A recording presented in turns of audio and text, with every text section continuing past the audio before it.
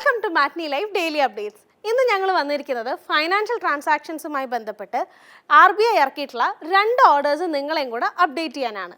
രണ്ടും കവർ ചെയ്യുന്നത് ബാങ്ക് വളരെ ഫ്രീക്വൻ്റ് ആയിട്ട് നമ്മുടെ അടുത്ത് നിന്ന് ചാർജ് ചെയ്യുന്ന 2 അനാവശ്യമായിട്ടുള്ള സർവീസ് കോസ്റ്റുകളെ കുറിച്ചാണ്. ആദ്യത്തേത് നമ്മൾ വളരെ ഫ്രീക്വൻ്റ് ആയിട്ട് കാണുന്ന ഒരു സർവീസ് കോസ്റ്റാണ്. ഓൺലൈൻ ട്രാൻസാക്ഷൻസിൻ്റെ മുകളിൽ ബാങ്ക് ചാർജ് ചെയ്യുന്ന സർവീസ് കോസ്റ്റ്. ഇതിന് റിസർവ് ബാങ്ക് ഓഫ് ഇന്ത്യ പുതിയൊരു കണ്ടീഷൻ വെച്ചിരിക്കുകയാണ്. UPI ട്രാൻസാക്ഷൻസിൻ്റെ മുകളിൽ ഈ സർവീസ് കോസ്റ്റ് ഈടാക്കാൻ പാടുള്ളതല്ല എന്ന്.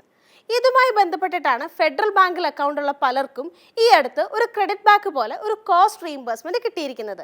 ഇത് മുമ്പ് UPI ട്രാൻസാക്ഷൻസിൻ്റെ മുകളിൽ അവർ ചാർജ് ചെയ്ത സർവീസ് കോസ്റ്റ് അവർ നമുക്ക് തിരിച്ചു തന്നിരിക്കുന്നതാണ്. അടുത്തത് നമ്മൾ നമ്മുടെ അക്കൗണ്ടിൽ വളരെ കോമൺ ആയിട്ട് കാണുന്ന ഒരു കോസ്റ്റാണ്. അതായത് നമ്മുടെ അക്കൗണ്ടിൽ മിനിമം ബാലൻസ് മെയിൻറ്റെയിൻ ചെയ്യാത്തതിന് ബാങ്ക് നമ്മുടെ അടുത്ത് നിന്ന് ചാർജ് ചെയ്യുന്ന പെനാൽറ്റി. ഇതിനും റിസർവ് ബാങ്ക് ഓഫ് ഇന്ത്യ പുതിയ കുറച്ച് കണ്ടീഷൻസ് കൊണ്ടുവന്നിരിക്കുകയാണ്. അതായത് കഴിഞ്ഞ 2 വർഷമായിട്ട് ആ അക്കൗണ്ടിൽ നമ്മൾ യാതൊരു ട്രാൻസാക്ഷൻസും എൻഗേജ് ചെയ്തിട്ടില്ലെങ്കിൽ ഈച്ച് പെനാൽറ്റി നമ്മുടെ അടുത്ത് നിന്ന് ചാർജ് ചെയ്യാൻ പാടുള്ളതല്ല.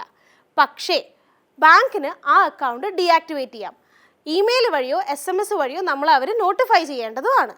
ഈ നോട്ടിഫിക്കേഷന് നമ്മുടെ ഭാഗത്തു നിന്ന് തനതായിട്ടുള്ള ഒരു റെസ്പോൺസ് ഉണ്ടായില്ലെങ്കിൽ നമ്മളെ നേരിട്ട് വിളിച്ചോ അല്ലെങ്കിൽ നോമിനി വഴിയായി നമ്മളെ ബന്ധപ്പെട്ടോ ഈ അക്കൗണ്ട് ഡീആക്ടിവേറ്റ് ചെയ്യുകയാണ് എന്ന് നമ്മളെ അറിയിക്കേണ്ട കടമ കൂടെ അവർക്കുണ്ട്. പിന്നെ ഒരു കാര്യമുള്ളത്, ഇങ്ങനെ ഡീആക്ടിവേറ്റ് ചെയ്തിട്ടുള്ള അക്കൗണ്ട് റീആക്ടിവേറ്റ് ചെയ്യാനായിട്ടും ബാങ്ക് നമ്മുടെ ഇന്ന് ചാർജസ് മേടിക്കാൻ പാടുള്ളതല്ല.